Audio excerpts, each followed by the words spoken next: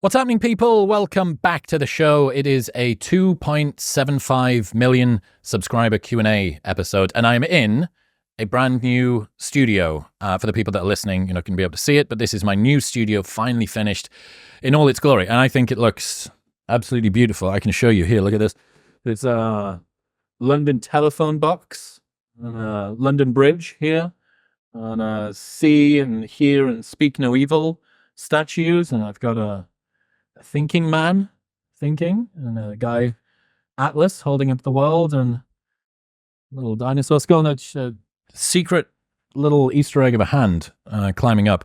And I love it. I love the colors. I think it's perfect. It's our brand. It's the teal. It's the orange.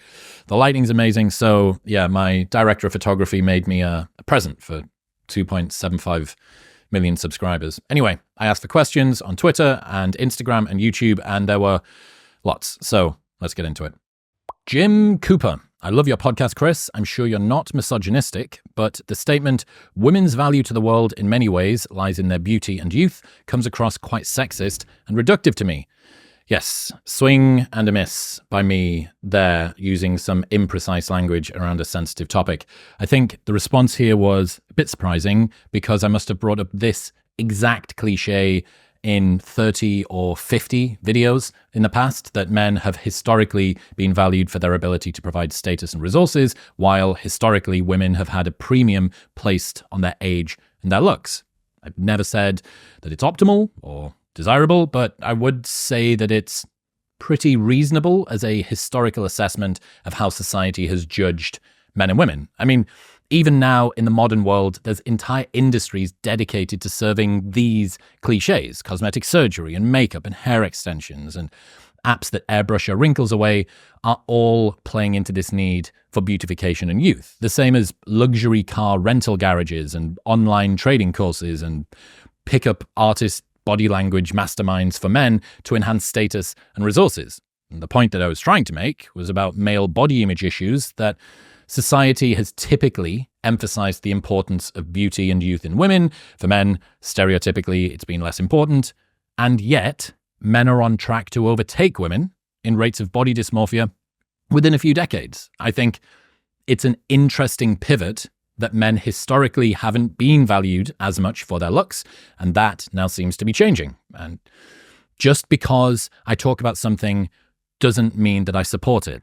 Analysis is not justification. What I wanted to do was identify those previous stereotypes and then highlight this new world in contrast. And it seems like that came across as me reinforcing the stereotype as legitimate. And I get the sense that this is one of the problems with the audience growing so quickly, because I think that I can just use imprecise, throwaway shorthand references to tons of previous conversations, like I used to when the show was smaller, and everyone would understand my broader point. But the show is probably 500,000 people bigger than the last time that this point got brought up, so a ton of viewers have no context. But then, if I go through an in-depth reintroduction of each reference every time that I bring it up, that's going to get clunky and repetitive and arduous and patronize everyone like you never learn anything. So yeah, I'm going to have to work on that. Hopefully that clears everything up, and glad to hear that I'm not a misogynist. Shotgun Orphan. Congrats on all your well-deserved success. I discovered your pod in 2021 and you've quickly become my favorite person to listen to. Thank you. When are we getting t-shirts and other merch? Please take my money. Yeah, I've been wearing this three-eyed skull t-shirt thing on some training vlogs, and we've got one with Modern Wisdom across the front. I think we made maybe 20 of those, and it was just for me and Dean and a couple of the guys behind the scenes. I would consider doing it, but I don't know, I'm not a particularly good sort of seller of my own stuff. I need to work on that, but soon, I guess, if I can find a way to do it without detracting from the million other things that I've got to do. But it's nice to know that you like the designs. They're pretty cool. I really like them. Sam Slytherin. Speaking as a lifelong Texan, I think you can and should start saying y'all, in which case you just drop the I. But that wasn't a question. Okay, will Chris Williamson start saying y'all? I'm worried that y'all is the N-word for Texan people.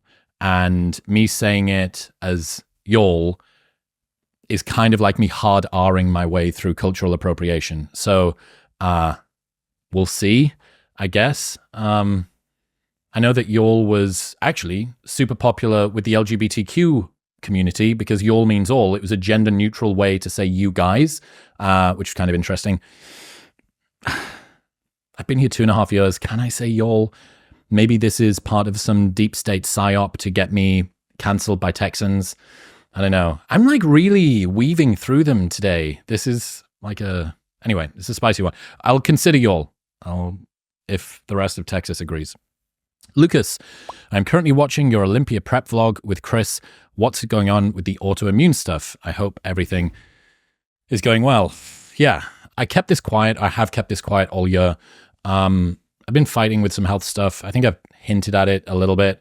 And to be honest, it's coming out of me without me meaning to. I talk to friends and it's the thing that's on my mind. It's been rough. It's been like by far the hardest year that I've had. And then I've been trying to keep the show on top of it. And I'm seeing a lot of threat and anxiety, and my resilience is lower pretty much everywhere. So I think I'm going to do a sort of fully dedicated episode, or maybe even a series of episodes, to talking about the stuff that I've been going through: gut dysbiosis, like anti-parasitic treatments, mold, environmental molds, EBV, like a pretty big list of things that apparently are not super uncommon for immigrants that first moved to America, because the environment and the food and a lot of the other stuff is unfamiliar. And then maybe get some specialists on, because it's a really big deal. And the brain fog and the mood and the energy has been, it's been tough. So I want to try and use it as a learning experience in one form or another. Everything is moving forward as best I can. I'm trying to not dwell on it and compensate where I can. Also, this is the most my dog ate my homework excuse ever, but I've made more speech errors in the last 6 months or 9 months this year than I ever have. I would have never made that imprecision error with regards to women historically having taken most of their value, ... I would have never done that in the past. I accidentally called Ed Whitten Ed Dutton on the episode with Eric Weinstein. I know this might sound like a little thing, but for me, somebody who is usually pretty sort of 100% perfect on speech, Ed Dutton is this guy. He's like a spicy race and IQ researcher. Ed Whitten is a theoretical physicist. Like, I just wouldn't have made that error, and it keeps on happening. I'm forgetting people's names. I was looking at a dog that I know unbelievably well and just looked at it and didn't know its name. I'll talk about it fully toward the end of the year. And also, again, we're being transparent. Why not? It's been odd not talking about it and then feeling like I've got this huge thing that's going on behind the scenes. And then is it even that big of a deal? You guys are here to just learn stuff and be entertained and educated. Like, why should I burden you with something that's burdening me? But then also the truth will set you free. Anyway, I've been thinking about it a lot. And once I compile my thoughts in a brain that's full of mold, I'll talk to you more about it, and maybe it'll be helpful and useful to anybody that's going through stuff. Con Air, why are your forearms so massive? Yeah, this has been coming up more. I think it's because I've been doing more training vlogs. I guess I do have like pretty big forearms, but I honestly, it's just straight up genetics. It's like, I've never done direct. The first piece of direct forearm training I've ever done was with Mike Israetel on a podcast or training blog 3 weeks ago. It's the first time I've ever trained them. So it's like that guy that's got massive calves. You go, dude, what do you do for training your calves? He's like, have good parents. I don't know, have parents with big calves. So they just are. Maybe it's a tumor of some kind. And maybe this is what's causing all of the fucking brain fog. Maybe it's just filled with mold and autoimmune problems. I'm not sure. Z Griffith 23. What's your relationship with caffeine/nicotine, and do you build in intentional breaks? Good question. So for those of you who don't know, I did 500 days without caffeine a couple of years ago, which was significantly harder than 1,000 days without alcohol, which I did the year before, or finishing the year before. And still now my favorite way to consume caffeine, this includes new tonic, is to try and do it every other day. Sometimes when you can't, because you've got a bunch of days back to back where you really need it, or you have multiple nights of bad sleep. But honestly, my best use case is just one day on, one day off. If you have it today, you can't have it tomorrow. And if you had it yesterday, you can't have it today. That's it as a rule. And it means that it keeps your tolerance nice and flat. I was taught not that long ago that I think it takes 9 days of cold turkey from caffeine to fully reset your baseline, that adenosine system sensitivity. That was from Menno Henselmans, so blame him if it's not true. But you would be surprised at how quickly that sensitivity comes back. Nicotine, I'm not using. I haven't used that all that much. Knickknacks are nice, but I'm stimulated enough, frankly, from like new tonic and just coffee as it is, so I don't really need any more. Vikram Whoopadrasta. Advice for subhumans below 6 foot in the current dating market. I guess that makes me subhuman. I'm 5'10 and a half, 5'11. I don't know, man. Like, I see guys who are not that tall crushing it with girls all the time. And I do think that the internet makes way more of a meme out of height for guys than it is now. There's a girl that trains in the gym with me who's 6'2".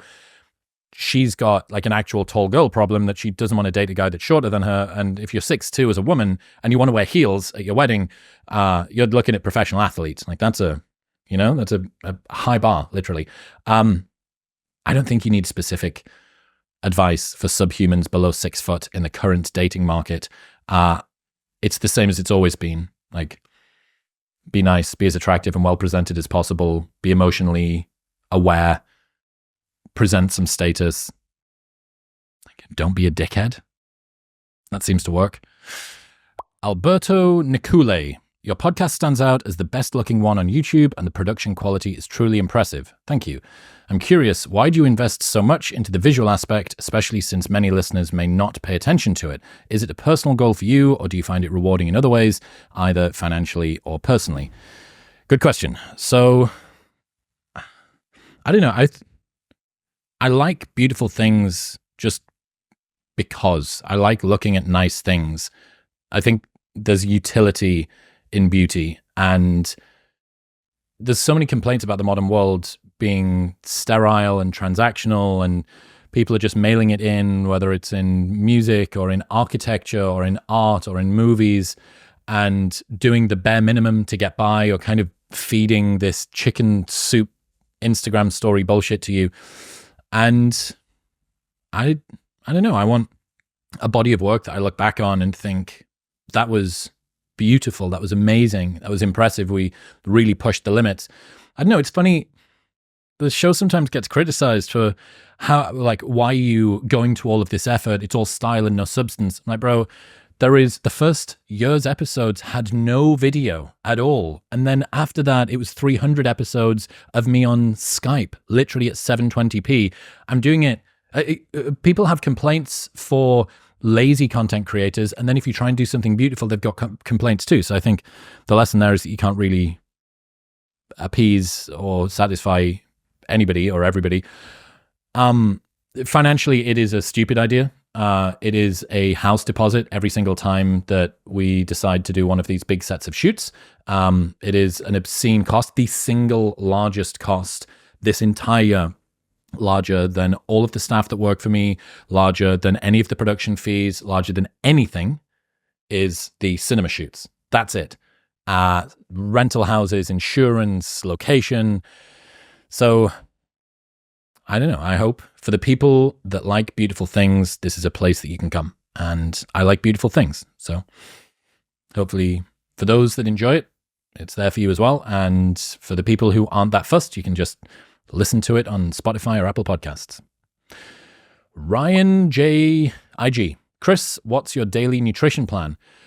All right, I don't want to be that guy, but as part of this autoimmune recovery stuff, I'm fully carnivore at the moment. Technically, I'm meat and fruit. So carnivore was like the hipsters keto, and then meat and fruit was like the hipsters carnivore.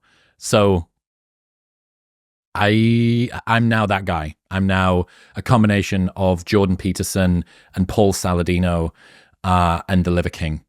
And I don't want to become an evangelist, which is why I've not brought it up, because it's so like cliche to be the guy that starts doing meat and fruit and won't shut up about it. But that's my current nutrition plan, and I will come back to you in a couple of months and tell you what I think of it. City Bumpkin, will you ever get circumcised? These questions. I feel like adult circumcision is a really extreme, a very extreme procedure to go through without a reason.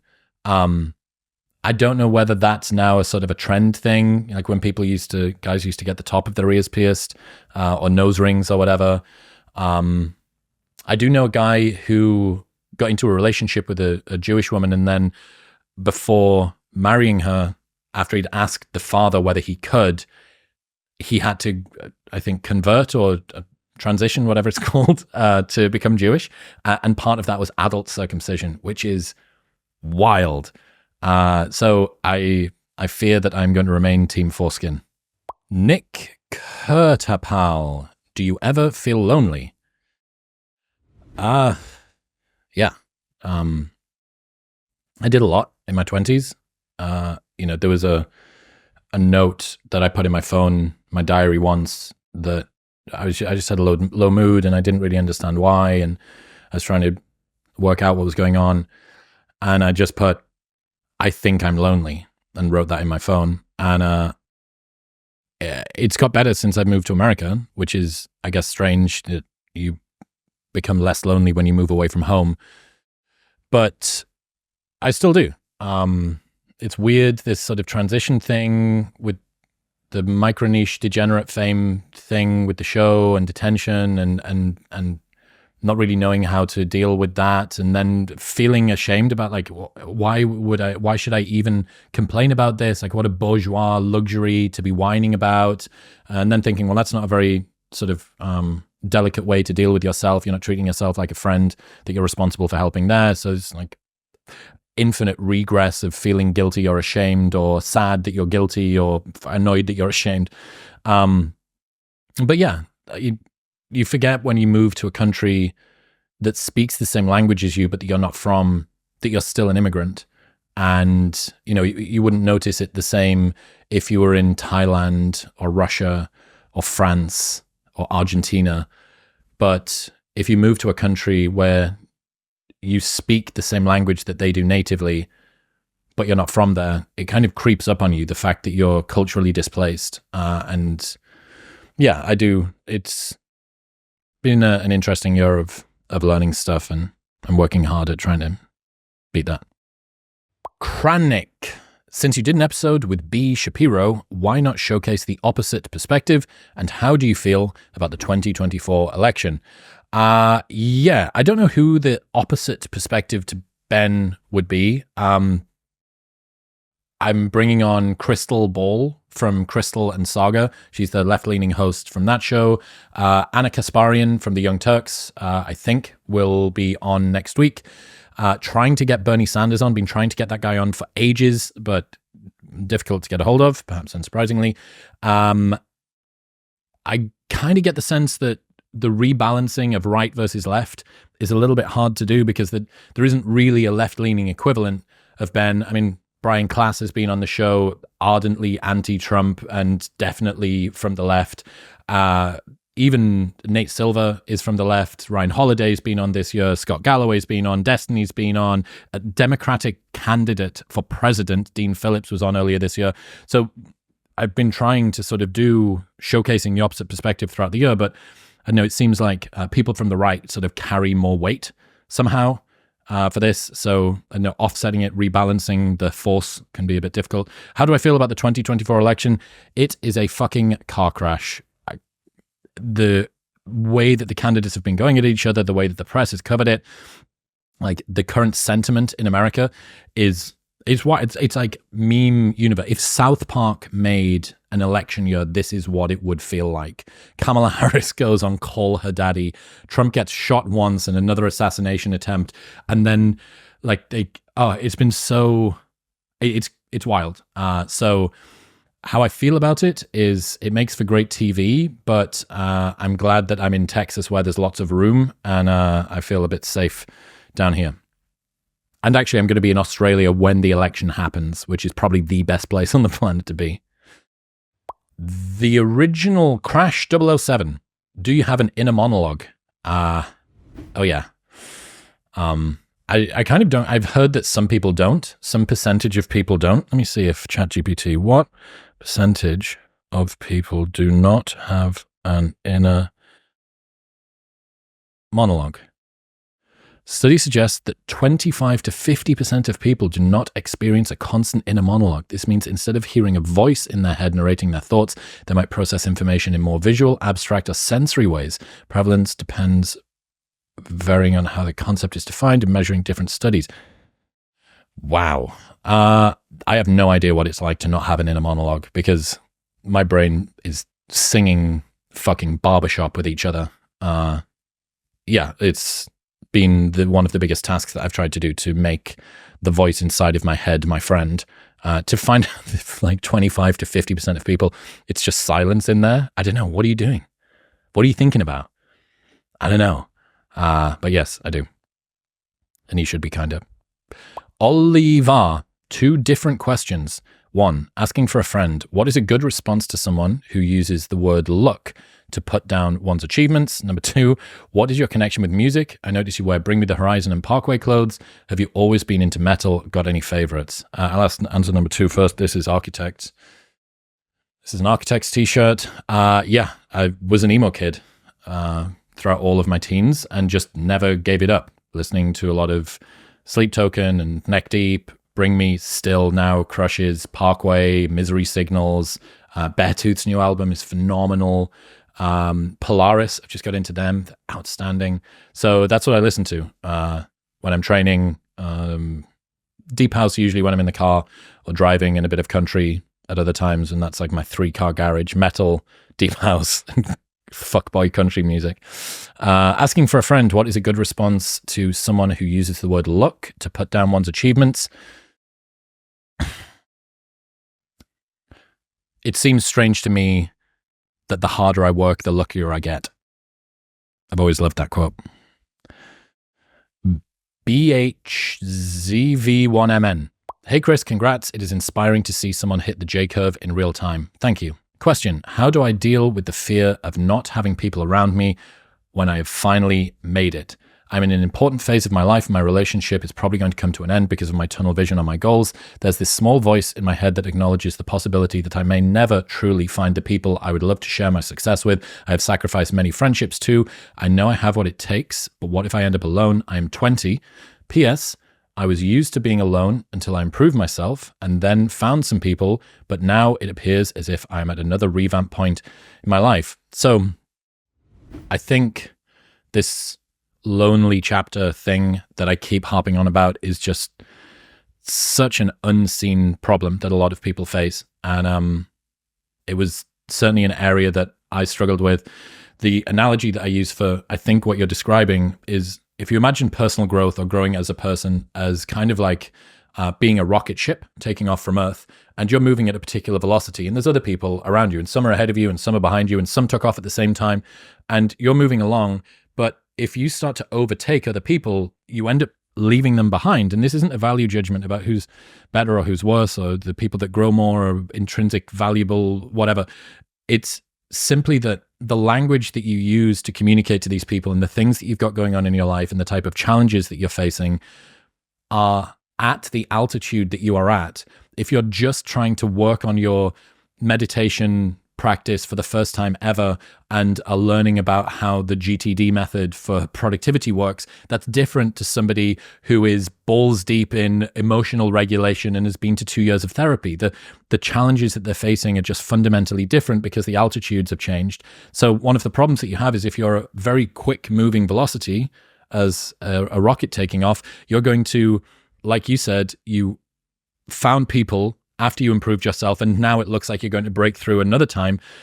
That's something difficult that you're going to have to let go of. It feels like survivorship bias, like people that come back from war and they don't feel like they should have survived and they actually have. And you're leaving behind a group of people that maybe you grew up with or you became friends with, or you became friends with at a really important formative point in your life. And it's tough.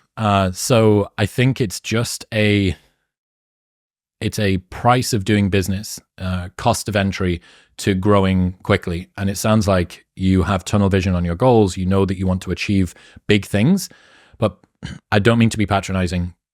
Bro, you're 20 and there are lots of people very far ahead of you that you can end up settling at their altitude with. Just take time. It sounds like you're thinking about things that are maybe beyond your age. So just have a little bit of faith that you're going to be able to bring this into land with a group of people that will care. And when you find them, it'll be so worthwhile because they'll have gone through the same things too, and you'll be able to resonate. Chiranthdig9833. I suck so hard at saying these usernames. Tell us more about your childhood and how you overcame bullying and became confident. Deep questions today. So the became confident thing, I think, is probably a misnomer. Competent, like I'm good at doing some stuff, but especially this year, I've just been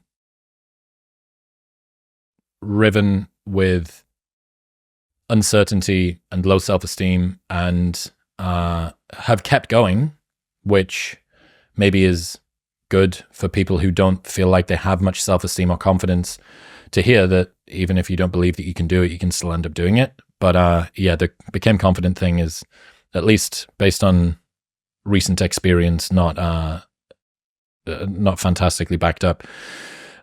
In terms of childhood and how I overcame bullying, I don't know, like you just get through stuff. You know, it was rough. Childhood, especially teenagers, wasn't super fun. Being a social outcast, it was never real aggressive, awful physical bullying over and over again. There was some elements that were pretty like atrocious, but I don't know, you're just a kid. You're made of rubber and magic, and you just sort of bounce through things, or at least I kind of did, even if I was unhappy. And it's only in retrospect that you can see kind of how wrong things were or how rough stuff was. The overcoming the bullying thing, I don't know, I got rid of that chip on my shoulder maybe about 5 years ago. That I was doing things to prove other people that had doubted me or had mistreated me or bullied me or whatever wrong. That was something that I overcame, I think, largely just through achieving lots of things that I never thought I would. After a while, you have to sort of admit to yourself that the fuel you're using is toxic. And if you're still being driven by that kid in year 9 when you were 13 that called you that name or whatever, you're giving that person an awful lot of power over you, somebody that you hate or don't like. And also, it's not allowing you to get to any peace. Like, you're never going to be peaceful. So, yeah, childhood was a mixed bag. I played lots of sports. I spent a lot of time on my own in solitude, and it came out of it in one piece, or at least in pieces that were together, should I say. And then in adult life, you spend... Some people kind of arrive all put together, and then some people kind of have to put themselves back together, and I was the latter. And still, largely, I'm doing it. But I don't know, hey, here I am still going. Lorenzo Pietrapiana 4707. Fucking hell. What should you do if you realize that your striving for success is only a compensatory mechanism for past trauma or an inferiority complex? There are a lot of people just being seen by these questions. It's a bit more somber of a mood today, both from the questions and maybe from me. I know why I am. I wonder if the questions are maybe because we're going into Christmas or autumn or something like that. People are starting to reflect on the year. They're feeling a little bit more melancholy. I don't know. Or maybe I'm getting it totally wrong, and that's like a unfair assumption. What should you do if you realize that your striving for success is only a compensatory mechanism for past trauma or an inferiority complex? I think a lot of people it is. I think many people are trying to prove to the world that they are valuable in a way that in the past they felt worthless. And the inferiority complex of, if only I can become sufficiently impressive, then maybe the world will love me. Maybe if I create this grand cathedral of accomplishments and accolade and status and money, someone will pat me on the back and tell me that I'm good enough. I think maybe that's most high performers. Maybe that's most successful people in the world. And that's sad. I think it's an ironic realization that many of the people that we admire the most have the least admirable internal mental states, that you literally wouldn't trade the life that you think is dog shit for the one that you think is amazing if you got to spend 5 minutes inside of that person's head. So what should you do if you realize that your striving for success is only the compensatory mechanism? Well, you've seen through the first illusion, right? You understand why that motivation is there, and you can continue playing that game and trying to fill internal voids with external accolades, or you can try and assess why that's the case.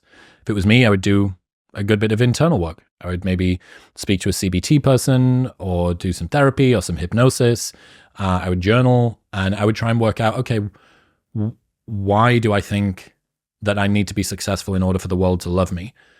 Why do I need to strive in order to create this grand, important thing in order to feel like I am sufficient? That I need to offer the world something in order for it to love me back. Why do I feel like that needs to be the case? And is that true? Is that true? Why do I love other people? Or what are the reasons? Like, why do I choose to be around the people that I choose to be around? Is it because of their success, their striving, how impressive they are? Or is it that they're funny and caring and hold space for me and are kind or gentle or reassuring or enjoyable or energizing or whatever? For the most part, I've asked myself this question too, or a similar one, and for the most part, the people that I love to be around, it's got fuck all to do with like their accomplishments.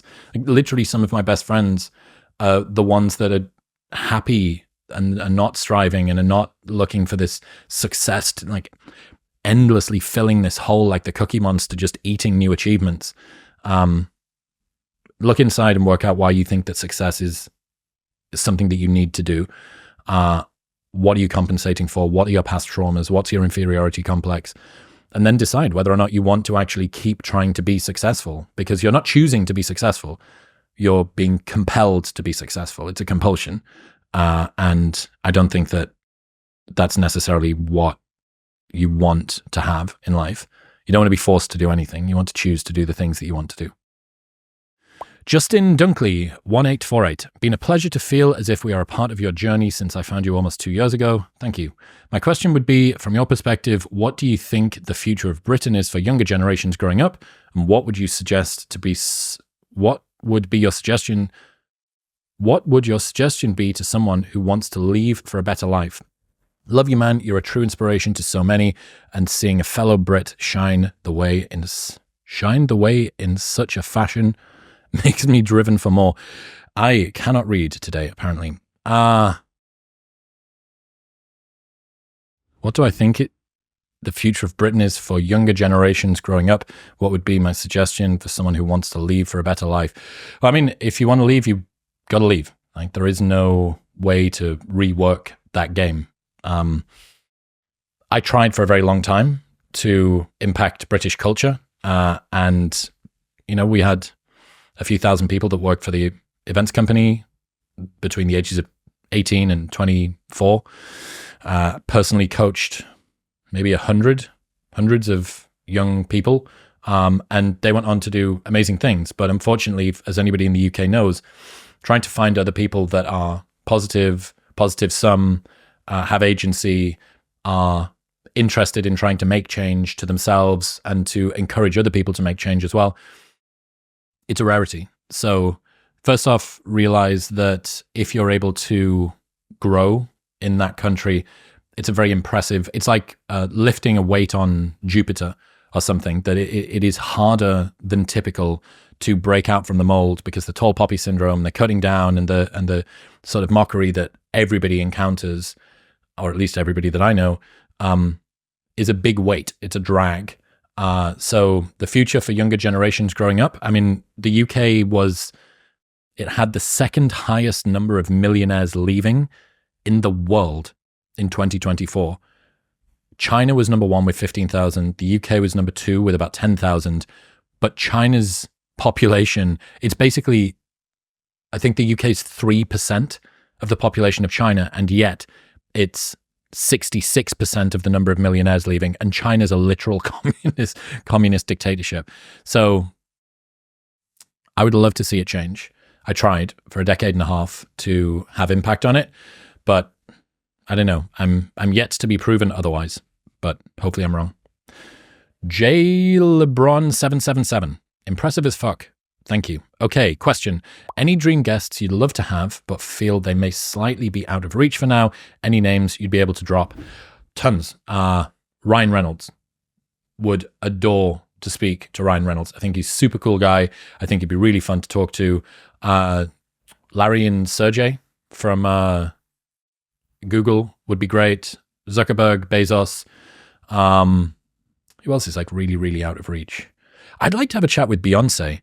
I think she'd be really interesting to speak to work out what it's like to be that famous. Or like a Taylor Swift, Justin Bieber. I mean, Justin Bieber at the moment with all of this P. Diddy stuff. Speak to P. Diddy. Him and Sam Bankman-Fried side by side in a jail cell. We could do a three-way conversation. That'd be interesting. Yeah, I don't know, man. There's so many. It's just an endless list of people. Let's try to get Bernie Sanders on for ages. That was interesting, but yeah, we're coming up to episode 1000, and I really want to do something like phenomenal for that period. Maybe 999, 1000, and 1001. Just absolutely sort of break open all of the expectations. So I've set an expectation. We'll see. I'm trying to do something cool for that.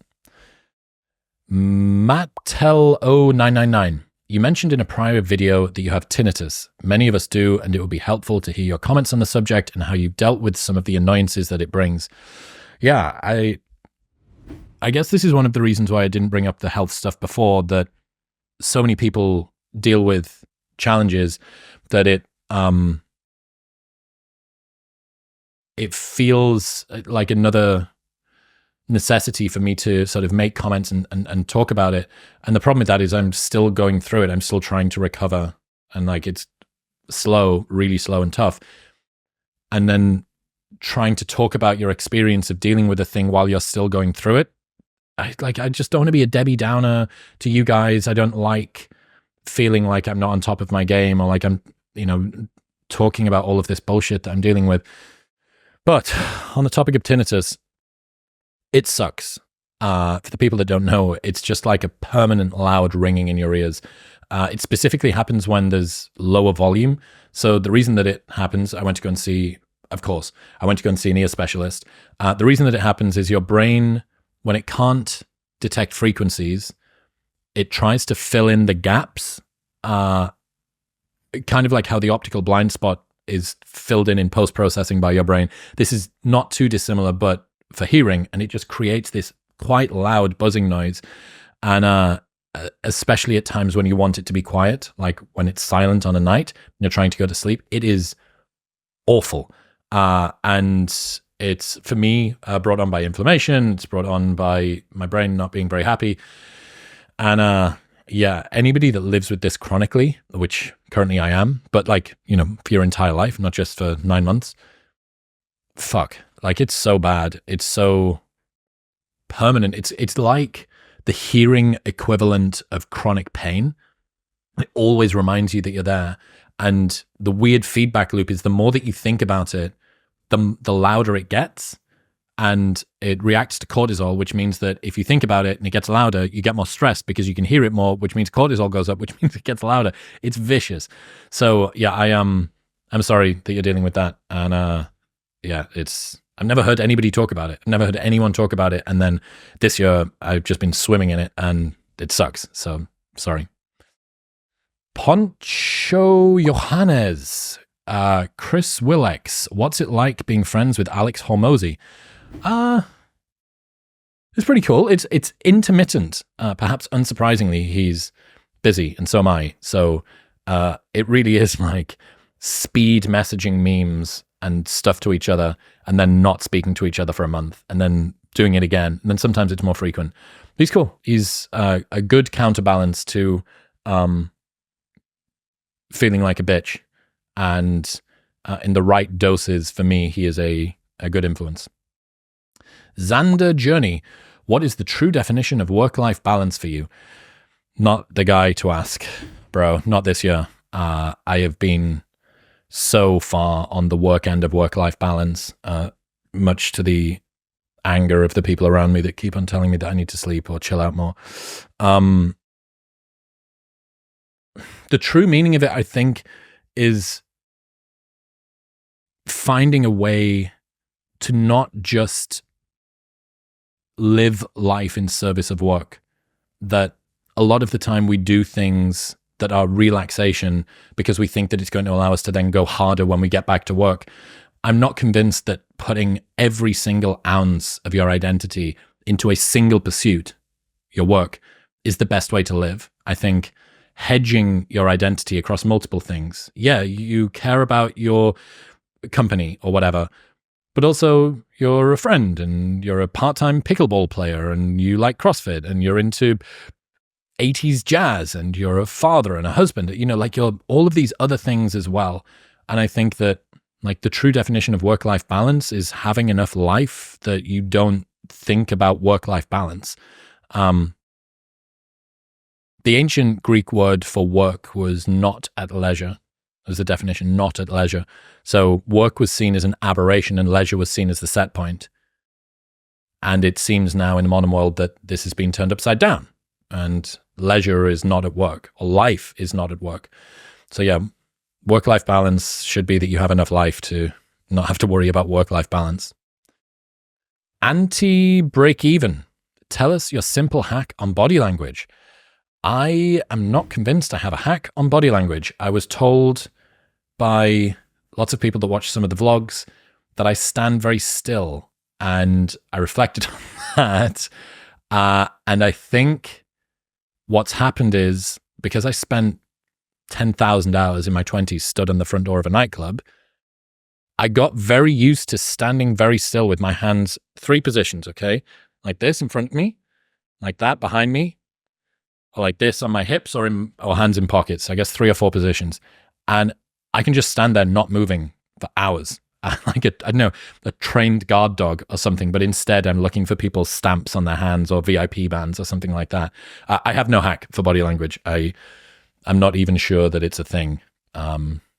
Mirroring and like holding masculine frame and all of that stuff.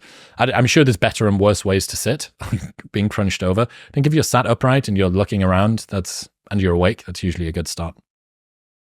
Red HH7FD. If you could give one piece of advice to the young version of you, what would you give? It's the same one all the time, which is fear less. I think a lot of my life, both now and in the past, is driven by fear.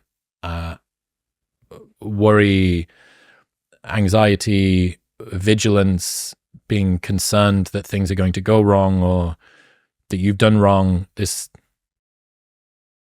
sense I've had for a long time that someone's mad at me and I don't know why. So fearing less, I think, about that would be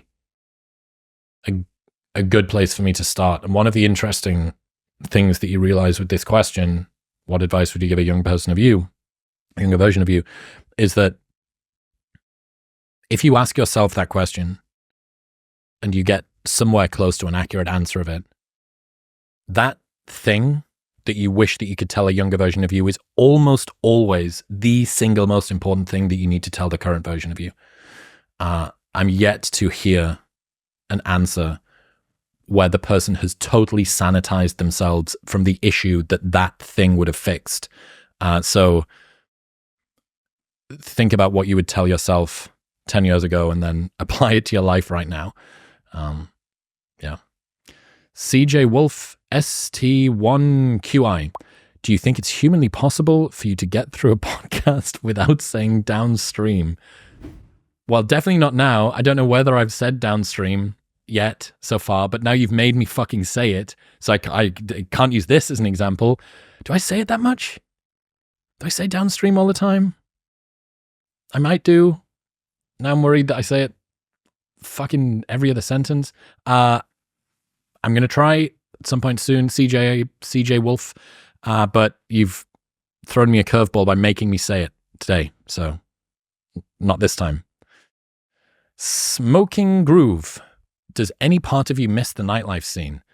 Do you know what it is? I've been reflecting on it more recently, and I do miss like the memories. I miss working with the boys, building something. I miss the interplay of the team of staff that we had, 10 to 20 managers that were very, very, very tight, and then 200 to 300 staff every year. I loved it. I really did. And in retrospect, it's sort of one of those things where you can only realize how beautiful it was with a bit more perspective. I certainly miss working with my business partner, Darren. I'm just a phenomenal, shrewd, like savage of a business person who you could drop him in like one of those throw me to the wolves and I'll come back the leader of the pack. It's like throw him into any industry and he'll fix so much of the operations. So I certainly miss working with him, and it is fun, but I do not miss the late nights and the drunk people and the loud music. And fair play, the club promoters that keep it going into your late 30s, I mean, I salute you.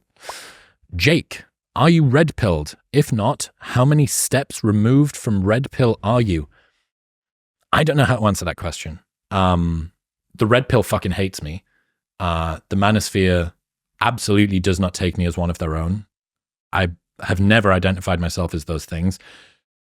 I seem to sit in this amazing sort of balance where people on the left or people that are sort of more ardently feminist, like fourth wave feminism, see me as a misogynist, and then people on the right or people that are red-pilled in the manosphere see me as a cuck.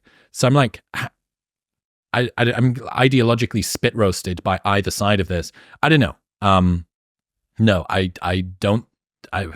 If red-pilled means understand evolutionary psychology and mating dynamics, yes. If it means anything else, I don't think so.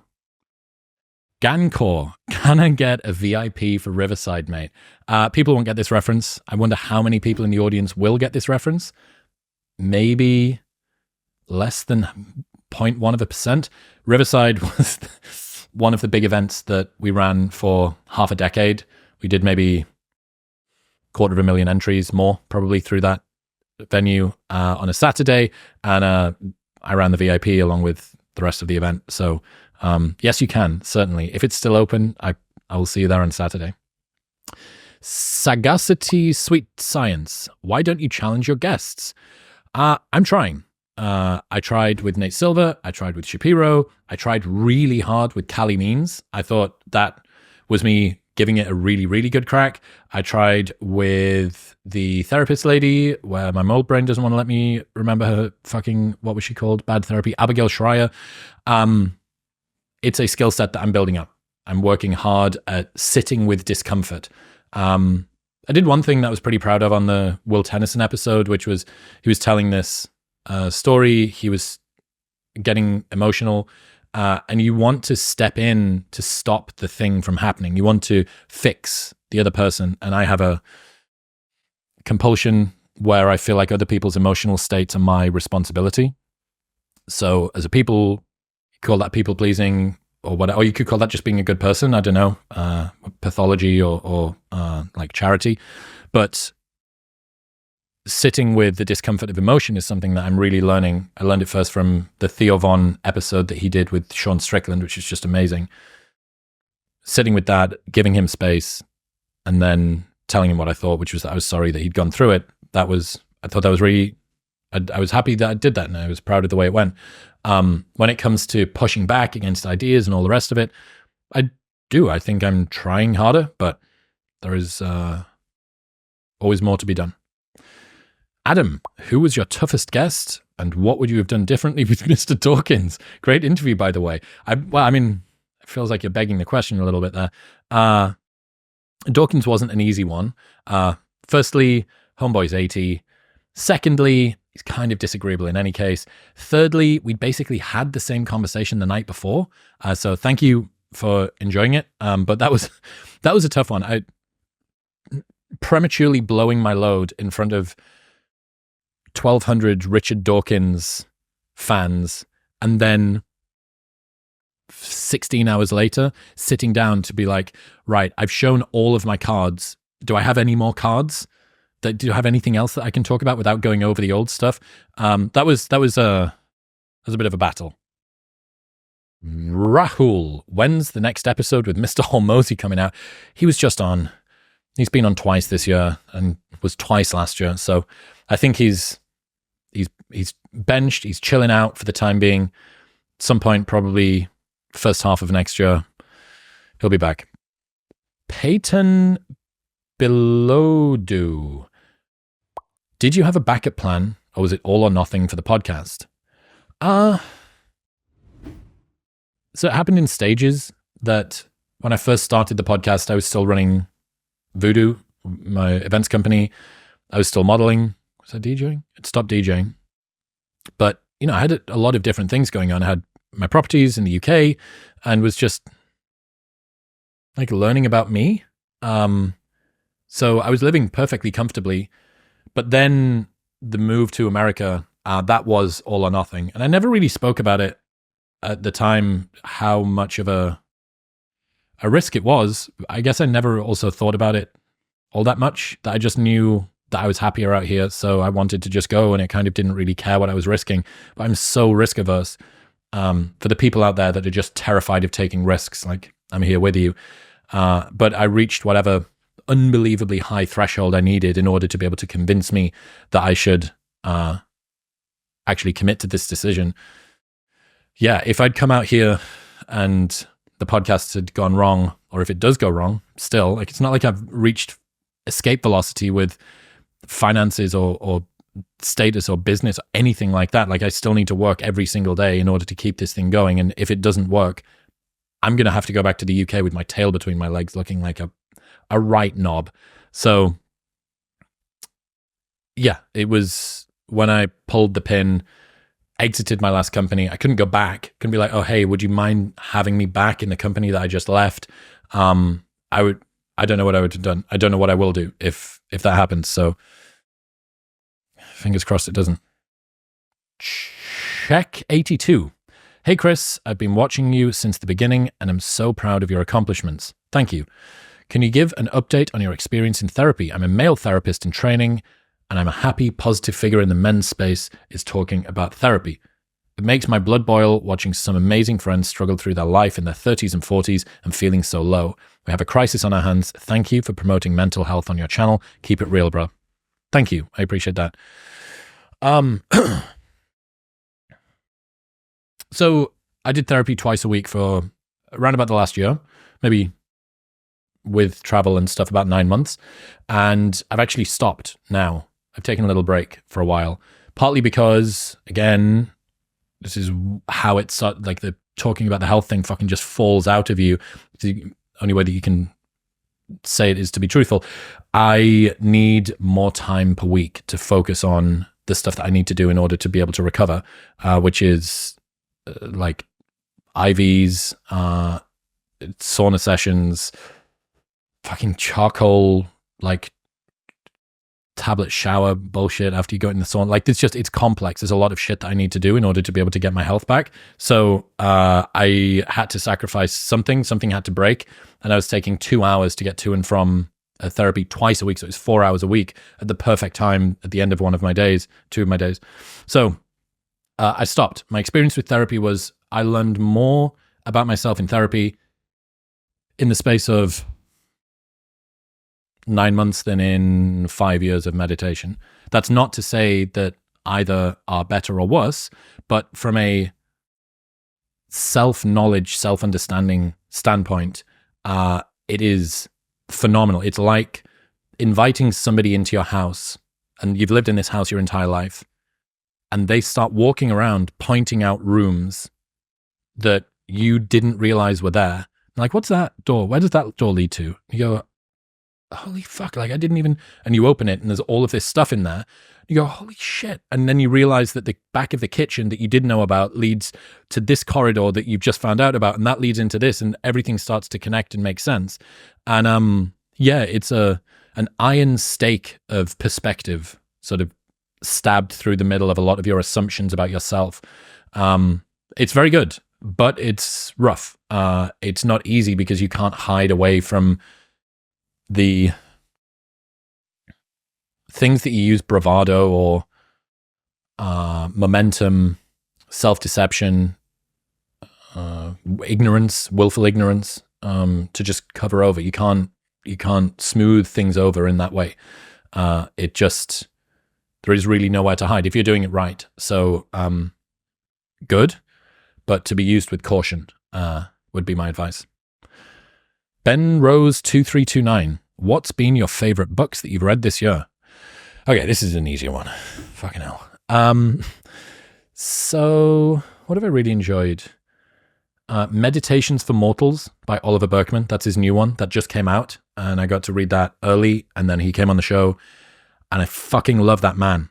He's so great. Meditations for Mortals, highly recommended. You read it once a day for 4 weeks. So there's like 28 small chapters, and it's fantastic. So that's one. I read Seven Eves again, which is just this outstanding sci-fi book. I went through a period where when I was feeling sad on a nighttime, I was comforting myself with chick novels. So I read The Housemaid. That's actually pretty good. Andrew Michaelides or Alex Michaelides' book, The Silent Patient, also really great. Good twist at the end. Started trying to read Verity by Colleen Hoover. It's just loads of sex scenes, so I bailed out of that. What else have I read that I've really enjoyed? The Anxious Generation by Jonathan Haidt was good. Ted McKenna's Spiritual Enlightenment Now is just so fantastic. Every time that I think about the path that you're on from an enlightenment perspective and spirituality, it's like the most objective look that I've ever had, the least woo esoteric look at just what enlightenment is from a person who seems pretty fucking enlightened. I've read some other stuff on night times as well that I can't remember. I'll come back to you. Niall Berry 202. Who are your favorite bodybuilders past and present? Would love to see some of the 90s, early 2000s legends on the pod. Love your recent vlogs, man. Unbelievable work ethic. Thank you. Favorite bodybuilders. I mean, Ronnie is an absolute legend. It kind of makes me sad to see him now. You know, it's this guy that used to be just this man-mountain behemoth, and now he's got to kind of gently walk himself from bench to leg press. I mean, the guy still just seems so fucking positive, which is amazing. Dorian, legend. He was a little bit before my time. Who else? Like, it would be interesting to see where some of the old animal athletes are, like Branch Warren. I think didn't he fall off a horse and hurt himself? Branch Warren would be awesome to speak to. I know that a bunch of the guys that listen to the pod, Ben Pakulski in particular, has reached out. It'd be cool to speak to him because he's pivoted. Everyone's gone in different directions, spirituality or business or something else. But yeah, there's some. Techie8036, legend. Last time you told me about how you fixed your back problems. This time, please be kind enough to give us the detailed start to finish of how you increased your testosterone. All right, yes, I talked about this last year. I worked with Marek Health and now working with Function, and they are blood testing companies. I think the first thing is that you need to work out what's going on inside of your body. So you need to get your bloods done. You can't fix any of it. People talking about just like randomly increasing their testosterone levels, and they have no idea what their testosterone is. So certainly for me, playing around with like FSH and LSH and what's your sex hormone binding globulin, you don't just get to sort of throw a one-size-fits-all hammer at the problem. Or you can do that and it'll probably reliably give you results, but there's lighter, more precise ways to do it. All of that being said, I'm not convinced that I'm the best person to talk about increasing testosterone, because this year, with all of the stuff that I've been going through, that has been a big problem. So I think the only reason I've held on to any good condition is because of training a lot consistently. But one of the problems that comes along with like chronic inflammation and autoimmune is it's not fantastic for testosterone. Cortisol and testosterone are not friends. So this year has been, again, a difficult one. I don't mean to be such a Debbie Downer today, but the alternative is that I just don't tell you what's been going on. And I don't want to do that. Geneva Arthur 8747, been listening since early 2020, my number one podcast ever since. Thank you. I'm a 51-year-old mum of 3, and I've learned so much from you and your guests, which has helped me in this phase of my parenting journey with grown kids aged 16 to 23 currently.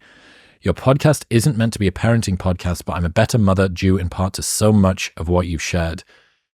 Wow. Thank you. One question. When will you finally get a golden retriever puppy? I need a dog. I feel like all my whining and all of my bitching about like things are hard and I'm tired and my brain doesn't work would basically be fixed if I had a nice little golden just here. So maybe that's the answer to all of these questions. That being said, I do get to hang around with a new dog called Monroe. He's beautiful, and I get to see him relatively frequently at the house. So I've got a little bit, I'm slowly inching myself toward that. But given I can't look after myself right now, puppy might be a bit of a big ask, but soon. Bradicus Finch. What do you do in those times where, even though you know you're doing the work and making the right choices for your future, you have that nagging sense of, what if this is it for me and there is no more? What right do I have to expect anything more for myself? It's hard sometimes not to feel like Will in Fresh Prince asking, what if I never get my life together?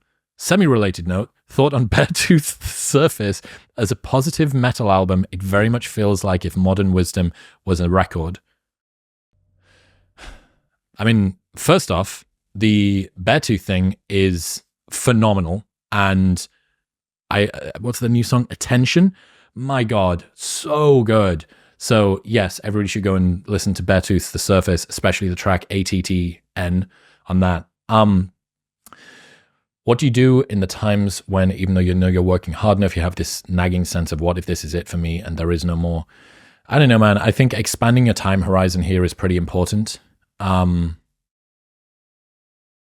It's hard because of the people that you listen to. If you're listening to podcasts like this and reading introspective books and doing journaling and self-work and all the rest of it, your comparison group is so skewed. You are comparing yourself with the smartest, most introspective, most balanced people in the world. And you're watching all of these YouTubes and podcasts and reading these books and trying these practices. And you're comparing yourself to perhaps literally the number one person in whatever this domain is that you're trying to get better in. And you're permanently going to be in their shadow. You have posited an ideal, and by design, you're going to begin comparing yourself to that ideal. Guess what? You're going to fall short. I think if you expand your time horizon and you start to look over months and years rather than days and weeks, you will begin to see that what feels like no more progress, and that this is all that there is for you, that you actually have been making consistent progress throughout that.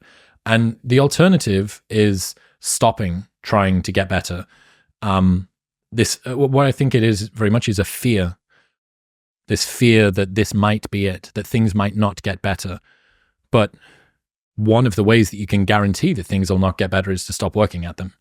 There are very few problems in life that a little bit more attention won't help with. That doesn't mean work harder always. Attention can result in you actually needing to take a little bit of a foot off the gas, but it's paying attention, right? And paying attention also includes expanding your time horizon and realizing, God, look at where I was 2 years ago and look at where I am now.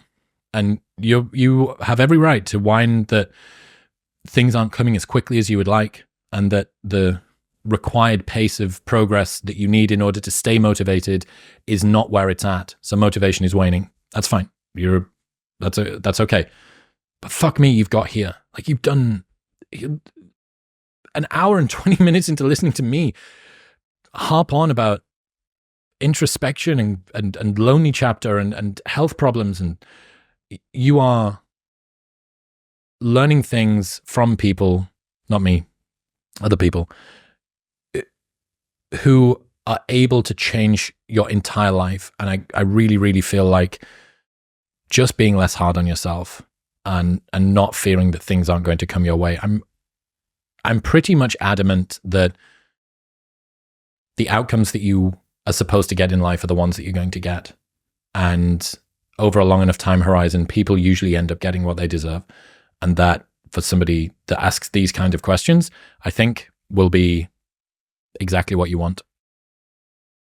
Joe Sheard, do any episodes stand out as ones that underachieved in viewership compared to the value it provided? Conversely, did any do really well that you didn't think was your best work? So that's interesting. It's hard with the best work thing because I can be surprised by the performance. It's like underachieved in viewership, do really well that wasn't your best work. What creates viewership and best work is not the same thing. So really, really great episodes often don't do lots of plays, but that's not what drives the viewership in any case. So, for instance, Tulsi Gabbard came on earlier this year and destroyed the internet, 6 million, 7 million plays. Was pretty surprised by that. In retrospect, maybe shouldn't have been, but still kind of was. Great episode. Interesting. I thought that she was an engaging speaker. But Oliver Burkeman, which is one of my top 10 episodes this year, awesome, so cool. Exactly why I started this show, this sort of precise, self-deprecating view of the human condition and productivity and life and what it's all about. I knew that that was never going to do huge plays, but that did really well. Like, it underachieved in viewership, but as far as I'm concerned, it provided all of the value that I wanted to. So yeah, the Oliver Burkeman one, I wish I could gift that to everybody that listens because it's so fantastic. And Tulsi would be two, where I'm like, wow, that came out of nowhere. And then the Eric one, Eric's popular, but fuck me, that last episode just went to the moon. Cole Tome 5 saw the new merch design. Any updates? I really probably should just get my act together and get this sorted, but I've said, I mean, people have been asking for this for like 2.5 million subs, so I probably just should stop staving things off and actually get around to it. Lalo Barber 83, have you ever considered updating your list of 100 books you must read? Yeah, I should do that too. That's a little bit old now. That being said, I believe in those books, and I believed in those books when I wrote that list. And even if I was to update it, it's not like I would swap out all 100, because there are 100 books that you should read before you die. Maybe 30 would change, or 50 would change perhaps, but there's some, like the Almanac of Naval Ravikant's not going anywhere. Essentialism by Greg McKeown's not going anywhere. Red Rising's not going anywhere. I don't know. That's not a bad shout. I'll consider it. And if I can make it better, and if I disagree with more than 30% of it, I'll consider doing it. Carpe Diem GG1HG. What would you say to a young man who is very lonely that looks up to you as an idol? I'm sorry that you're very lonely, and I know how it feels. And I hope that this show provides some solace, like a little, I don't know, oasis of comfort and some compatriots, even if they're virtual and on the other side of the internet, and a community of people who actually are into this stuff as well. Now, it does feel, I remember from listening to, Peterson 2016 or, Sam Harris or whatever it is, if you're living in buttfuck nowhere, nobody around you that seems to be interested in the stuff that you're interested in, can be a very isolating experience. And it can kind of actually be even more isolating because you know that somewhere out there's people that are interested in the things that you're interested in, but they're not here. And the fact that you know that they're there almost makes it feel like more your fault, more real or something. But I'm sorry, man. I hope that I get to see you at one of the live shows or that you find your tribe. I promise that there are people out there that are interested in the stuff that you're interested in, and you're worthy of finding them. Ethan 0056. Hey Chris, congrats. Love the show. How to deal with the lonely chapter and loneliness while pursuing your goals. I've been working toward my goals for the past few years, but I lost all my friends this year. I'm quite young and struggle to find meaningful friendships and relationships. How to find meaningful friendships and relationships while pursuing your goals and coming up. Really appreciate you. Again, congrats. I'm definitely seeing a trend here, this sort of lonely chapter, loneliness. I'm growing, my friends are falling behind and not coming with me, and I have to make this odd trade between wanting to change myself and wanting to be accepted, and there's this tension, and then I feel this guilt about leaving them behind. I'm young and struggle to find meaningful relationships and friendships. Being honest, dude, when you're young, meaningful friendships and relationships are hard to find. So don't see that as a personal curse. That is endemic. It is built into the age that you are at, which is one that's young.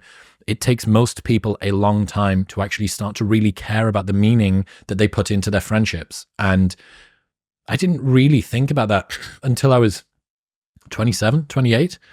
So much of it, especially with my industry, was transactional, it was transient, it was friendships of fortune and convenience.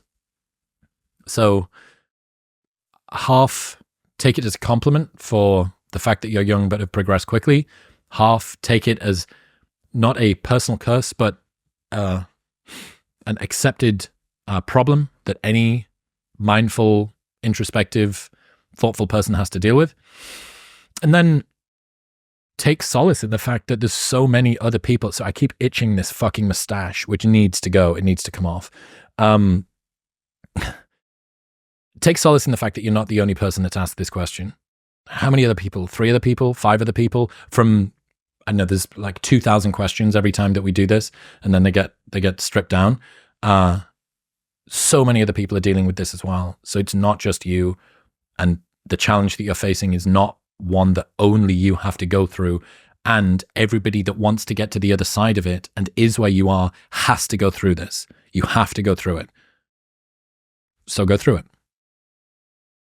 Dylan Birch, congrats, bro. I've listened to hundreds of hours of your podcast. Thank you. What's the number one productivity tip you can think of, and if possible, the scientific backing / reasoning for it? Thanks so much. Keep it up. Scientific productivity tip is a little bit difficult. Certainly from a learning perspective, memory is repeated recall, not repeated exposure, is the best tagline. You're going to have to recall that a number of times if you want to be able to learn it. But the way that the memory system works is not by seeing a thing a lot of times. So if you were to read a page once and then try and recall what was on the page, you will remember way more than if you read that page 10 times. It is all about repeated recall, not repeated exposure. Secondly, I guess there's a nice breakdown of procrastination. You can sort of break it out into a series of steps. Like, do I know what I need to do next? Do I know how I need to do that thing? It kind of helps you to overcome a lot of the time. At least for me, the science of procrastination seems to suggest that most of the time when you're not doing a thing, you don't know what you're supposed to do. So it's an ill-defined next step. And if you do know what to do, you don't know how to do it. So if you get over those two things, typically procrastination tends to fall away, at least for me when I'm being my gold standard self. John Omla. I'm really curious about when and how you got into metalcore. Not to judge a book by its cover, but I wouldn't expect someone with your background in the nightclub scene to enjoy that particular genre. Also, thanks for turning me on to Sleep Token. I can't get enough of Take Me Back to Eden. Fuck yeah. That's what I'm here for. This entire podcast is me just trying to slowly get people to listen to Sleep Token. Yeah, I guess I've been wearing metal shirts on the show more because I can finally dress myself, and decided that I was going to dress like 14-year-old me dreamed he could have dressed, which is to have a ton of different metal band t-shirts.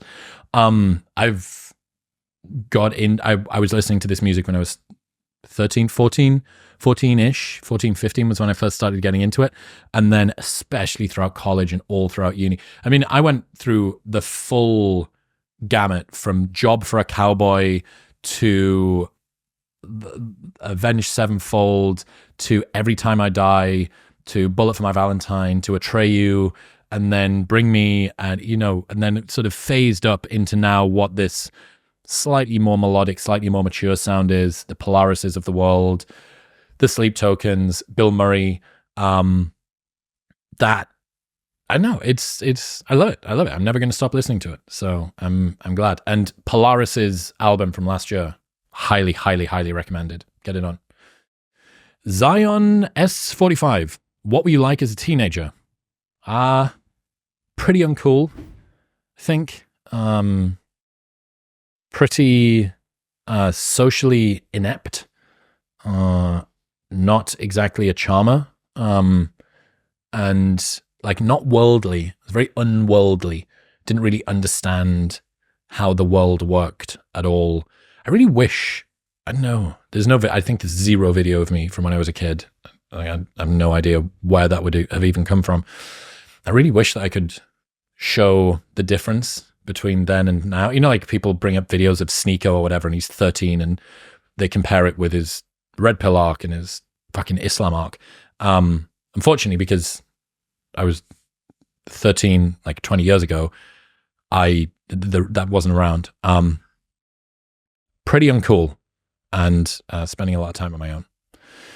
Carlin Sanchez. I read the Red Rising trilogy and the Kingfiller Chronicle books because you recommended them along with Tim Ferriss, I think. They were great recommendations. Fuck yeah. Got any more? Seven Eves. Dude, I love Seven Eves. Read it at least 3 times now. I think that's fantastic. The Forgotten Highlander by Alistair Urquhart. Also great. That's real life nonfiction. What am I reading at the moment? Lexicon. I've got...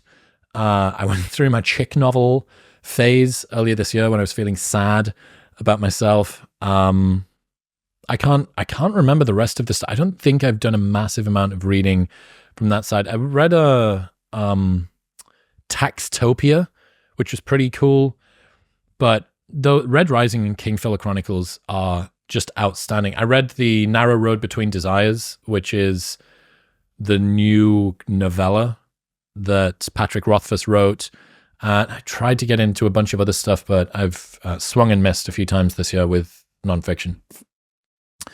Josh Taft, YouTube. Do you ever worry about talking about things you are not well versed in, and how do you overcome that fear of saying something wrong? Well, as the first question for today highlighted, I do sometimes say things wrong, especially if my brain isn't working correctly. Do I worry about talking things I'm not well versed in? I think you can usually get away with that if you identify that you're not an expert.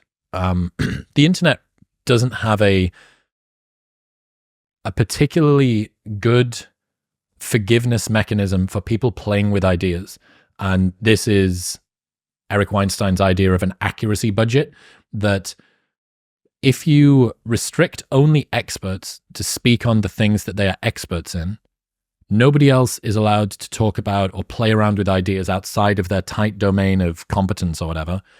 What you end up with is a situation where no one can ever play with ideas in the way that precisely sort of cross-domain learning is supposed to work. So, I don't know, I'm purposefully trying to get out over my skis and come up with new ideas. I came up with this thing to do with Ozempic a little while ago, and I really enjoyed this evolutionary psychology perspective on why thin people seem to be very critical of widespread Ozempic use. And my theory was that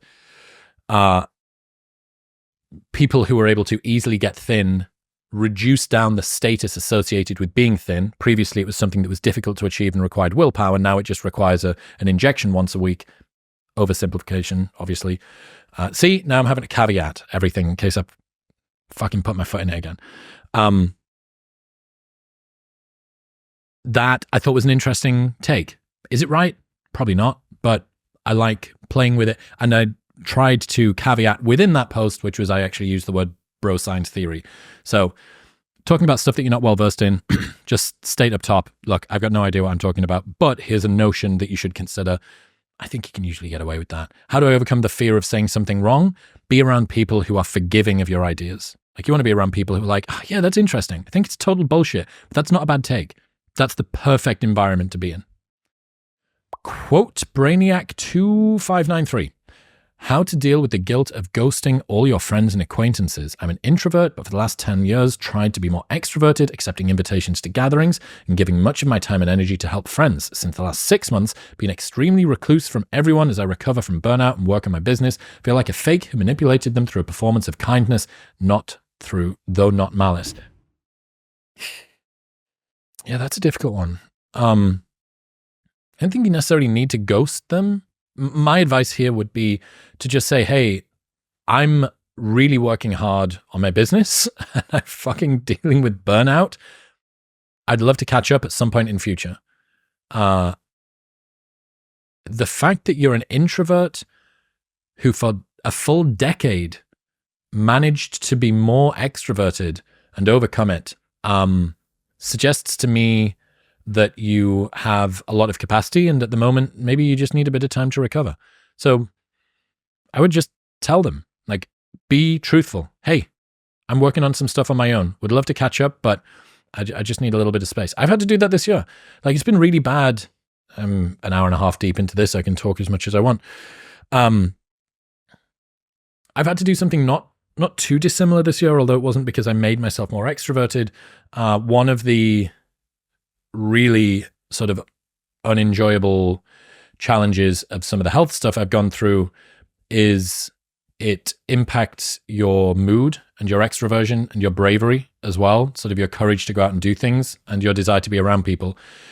So I've ignored texts or not replied to text for ages because I was embarrassed to say that I don't want to come out or can't come out, or I just feel too rough, or I don't know, just I didn't want to see people. I didn't want to hang about, and I wanted to still keep the show going, and I want to, keep this momentum and keep learning and doing all the rest of this stuff.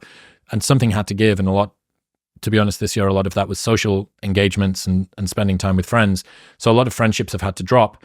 And a lot of the time with that, I just had to say, hey man, like, I'd love to hang, but I'm sort of going through it at the moment. So like, I'll loop back to you when things are better. And most people, well, everybody actually was like, fuck, dude, like, I'm so sorry to hear that. If there's anything you can do to help, let me know. So for the friends that I didn't get around to replying to, I'm sorry. And for the friends that said, I hope that everything gets better, I appreciate you. And I think that your friends would say something not too dissimilar as well. Nobody wants to force their friend out who's got fucking burnout and is recovering from it and is building a business, like, what to entertain them, like to roll you out like some dancing monkey. Those aren't friends. Kuankis one. How did you deal with loneliness in school? Yeah, really digging into my fucking past traumas here, aren't we? How did I deal with loneliness in school? To be honest, I just don't think I knew that I was lonely. I mean, I was alone all the time. All I did was be alone. I was alone in my room playing. I was alone in the schoolyard. I was alone in lessons. I was alone walking home. So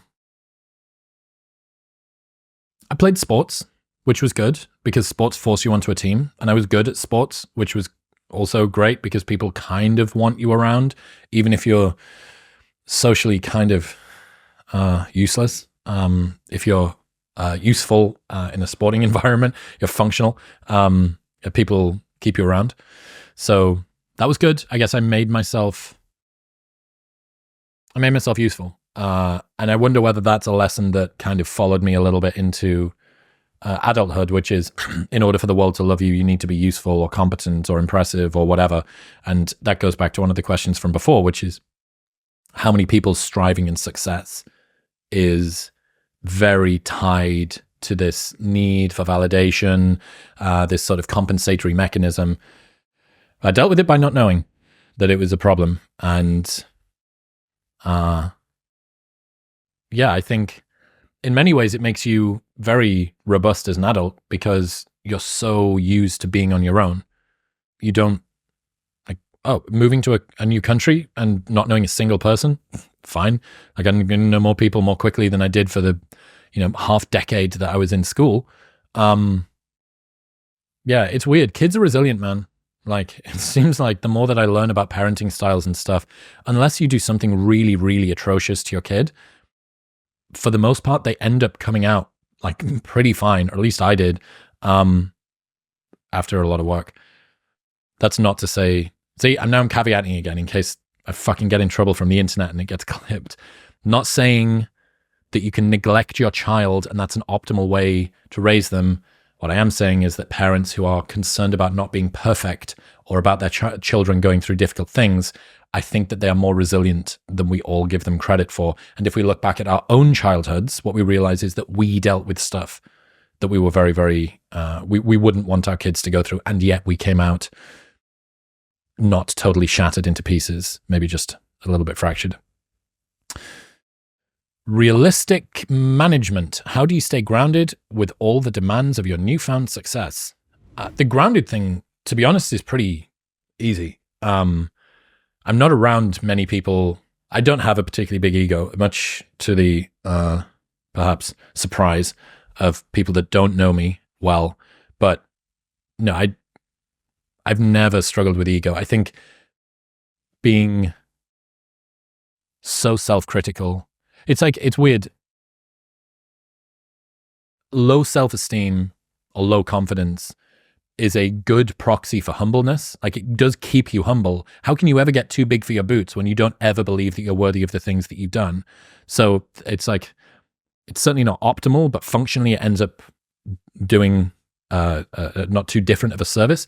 One of the more difficult things has been working out whether people want to be sort of in your life or around you because they like you as a person, or because they think, I don't know, that there's some status to be associated with hanging around with you, which even that, like, what am I, a fucking rapper with like some montage, what's it called? Entourage of people. See, mold brain. This entourage of people around me.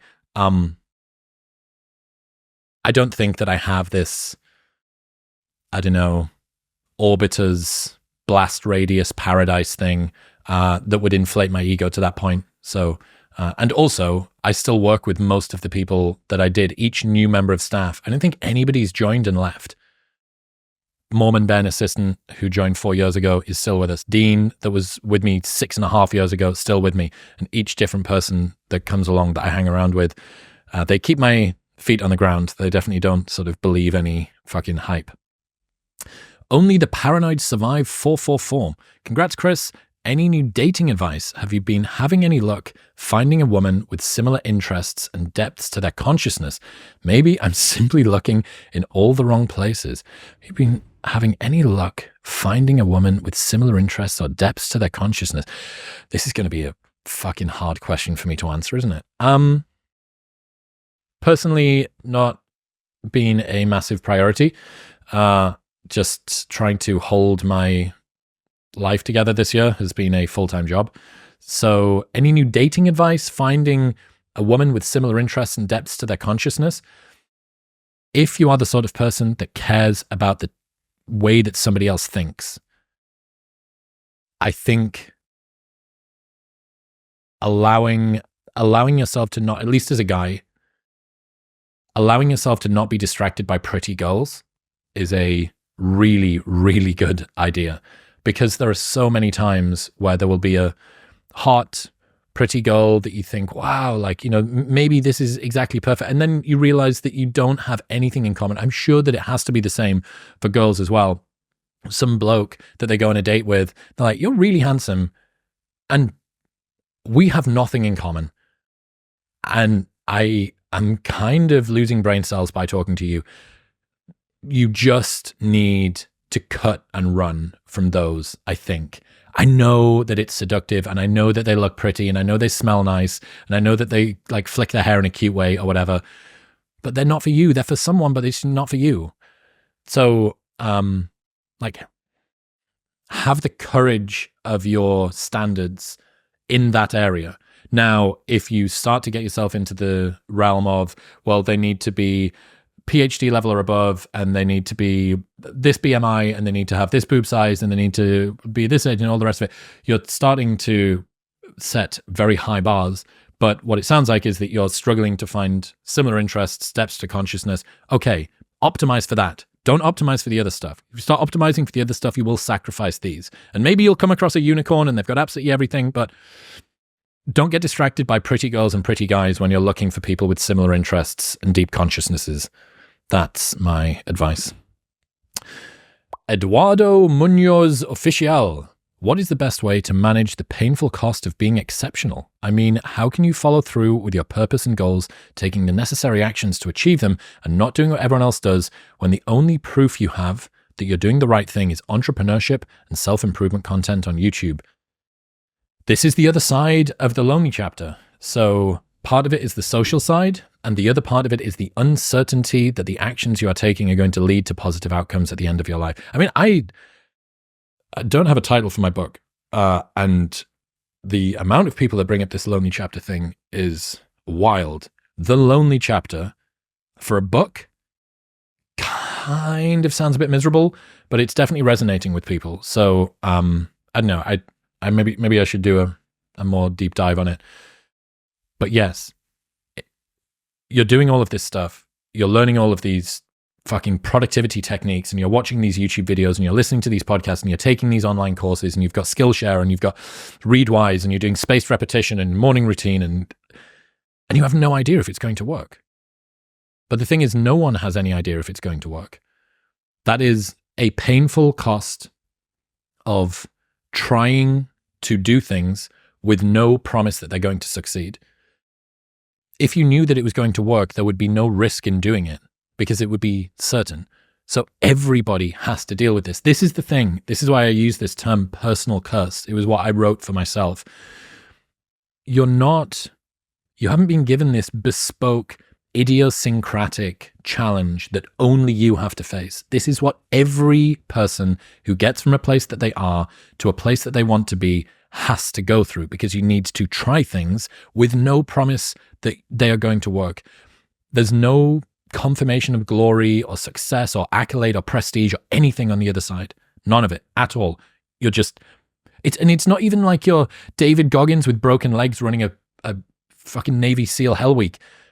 It's mundane, daily, just uncertainty and like ambient malaise as you're reading another book on meditation, and you're sitting down with your eyes closed listening to Sam Harris tell you to fucking listen to your breath. You don't know that it's going to work, but that is the challenge. The challenge is no certainty. That's the way it is. And the painful cost of being exceptional is getting through that uncertainty. Monkai941. How scared should I be of mold? Yeah, okay. So this was, I guess, another element of the litany of health problems I've had this year. Much of it, at least in part, was brought on by the past house that I was in, the previous studio, which is why we're in a new studio, which isn't killing me. Hooray. Fuck. I don't want to like put the shits up everybody, because so many houses, especially what's called subtropical temperatures, will have mold. For loads of people, it's not a problem. So how scared should you be of mold? For loads of people, not at all. But for some people, for people who have a disposition for autoimmune problems, or for other people who work themselves quite hard and are maybe running their immune system a little bit ragged, I'd get your house tested. And if you are tired, no matter how long you sleep, and if you are dealing with brain fog, and if you feel like your mood is never up, no matter what you do, that happiness is something that is a heavy lift naturally when it shouldn't be and it wasn't previously, I would get your house tested for mold, and I would get an immune marker test done. There's a number that you can get done quite easily, and I would check what's going on in your blood. So for many people, it's totally not an issue if you've got mold in your house, but for some people, it's just get out. Don't try and remediate it. Just leave your house. KWin9292. When you have an academic like Eric Weinstein on the pod and he's branching out in all different directions, hitting topics and concepts you might not understand or heard of, do you then go back over the interview and take a deeper dive into these things to educate yourself further? If so, how do you do it? Do you make a note and then take a deeper dive into reading or watching the docs? Love the show. Let's go 3 million. Thank you. I have done some of that, especially on the episodes that I really want to go back over. Eric's a good example because I have no fucking idea where he's going to go. So I can't really sort of detect it. Oliver Berkman, for instance, I'll go back and listen to that, but I've done so much prep and I understand his work so well, I think, that I know where it's going to go.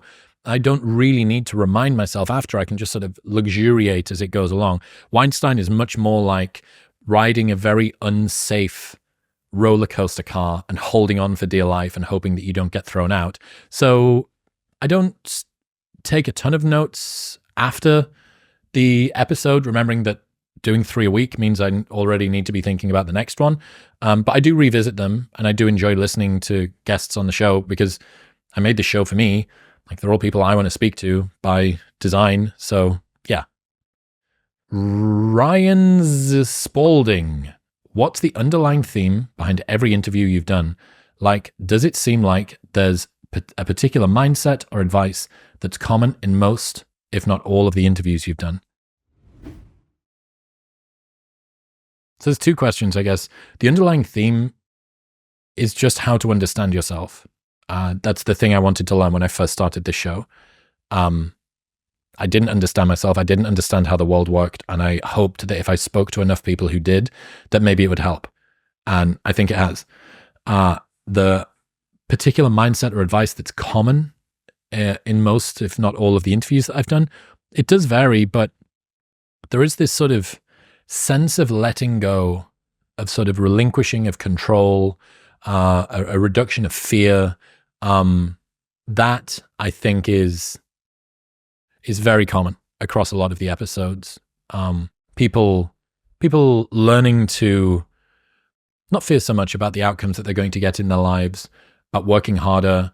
So it's this odd blend, right, between the two. It's this beautiful, you can do it, you can work harder, and also the outcomes that you're going to get are going to come along no matter how much you fear or vacillate about them. So even in that, there is a paradox, which I think is why continuing to go over the same kinds of topics is interesting, because each time it gives you a new perspective and gives you a way to manage the distinction and the tension between these two things.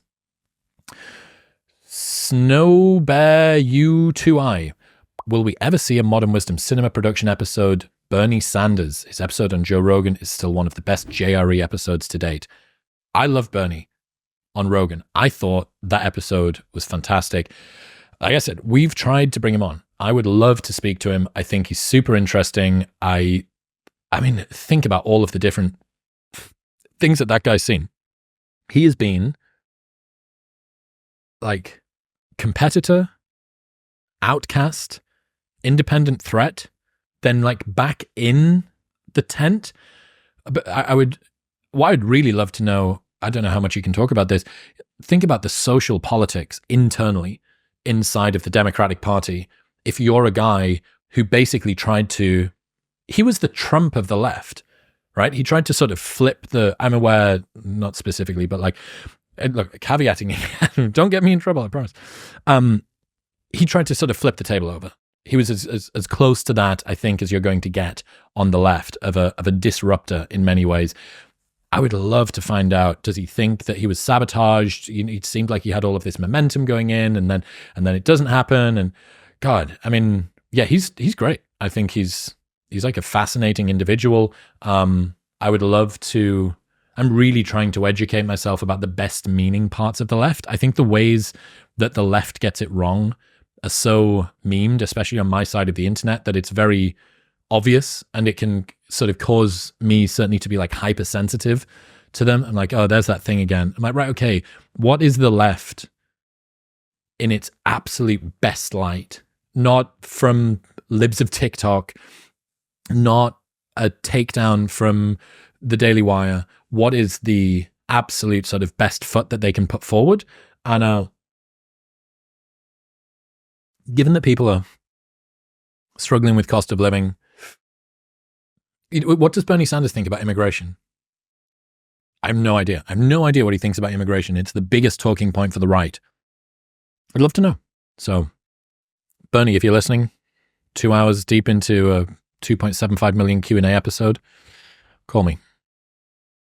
R. Jones ES7UR. Is sobriety still easy for you, or is it a daily/regular challenge and have temptations? As a fellow Brit, it's the hardest thing to kick because it's pretty much in our blood, as much as betting shops. Harder than cigs, I reckon. Yeah, dude, I wish that I could sympathize with you, but honestly, I don't ever think about it. I did, like I say, that 6 months 3 times and then 1,000 days once. And it just broke. I mean, 2 6-month periods broke it. And then the 1,000 days just annihilated it. There's no part of me that ever feels the compulsion to have a beer. But I remember what it was like. I remember what it was like as a British young dude, 22 or 21. I was working at the AA doing outbound telesales. Was that 20? I think it was 20 or 21. Outbound telesales. And there was a summer where I would get this Friday afternoon itch. It would be 1 p.m., 2 p.m., and there would just be this desire to have a Corona and then to go and get on it with the boys. That's how it felt. It was like an itch, like a gravitational pull toward a beer. And it's nothing like a dependency, because I was only doing it every other week or something. I just really wanted, there was some times where it really called to me. So I promise you, if you work at it, you may need to change your friend group. You may need to go monk mode for a little while. I promise if you stick at it, something snaps inside of that link that you have between having a beer and having fun.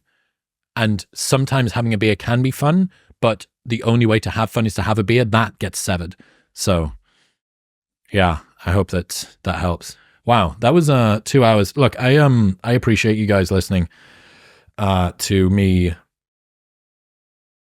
start to open up about this stuff. And I really think that I'll have the opportunity to hopefully teach people who are dealing with some of the health problems that I've gone through, or are worried about or need to learn about them. I really hope that that's something that I'm going to be able to do more of on the show. Appreciate you being patient, because it is like I'm learning out loud in real time here, trying to get things right, going to make errors, going to not be as transparent as I would like to be, and then have to fucking retcon and say, hey, I've been ill for however long or whatever I've been dealing with. So thank you for your patience. Thank you for your support. 3 million next. My Lord. All right, I've waffled enough. Appreciate you.